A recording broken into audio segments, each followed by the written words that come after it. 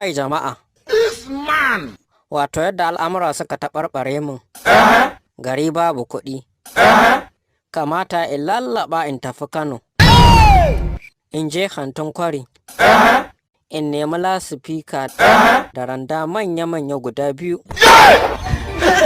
in ɗauka lasifikan nan in ce, ni ne nan kanin Bello Turji,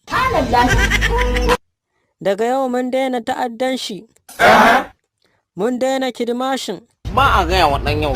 za mu koma sana'a, sai dai ba mu da jari, a taimaka mana da fi sabilillahi. Sai kaga mutane sun tausaya mun fa. Aradu, Ba a gaya wa ɗan yau.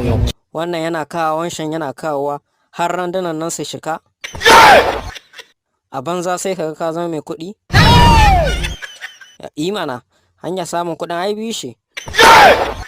Ko dai ko kuma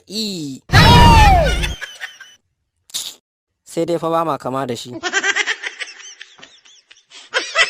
Ahab, an bincike sai in ce mamanmu ce ba ɗaya ba, ba mu ɗaya. Bar dai ka gani, ba a bori da sanyin jiki. Za ka kwaci ƙwal ubanka. Kai, amma fa ka firgita ni. Ba dole ka tsorata ba, kana shuka abin tsiya. Ba a gaya wa ɗan yau.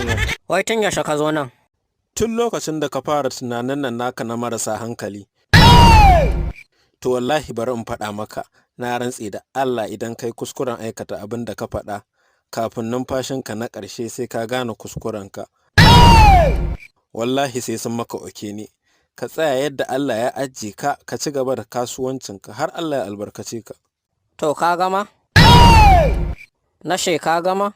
Uban bakin shiki ai na daɗe da gano ka. Kuma radu nan gani nan bari kwalelanka. Ka riƙe shawarar ka bana so. Ba a gaya wa ɗan yau. Kuma idan ma shawara shi na rasa wajen wanda zan karɓa sai wajen ka, ni da kai fa duk jirgi ɗaya ne ya kwaso mu.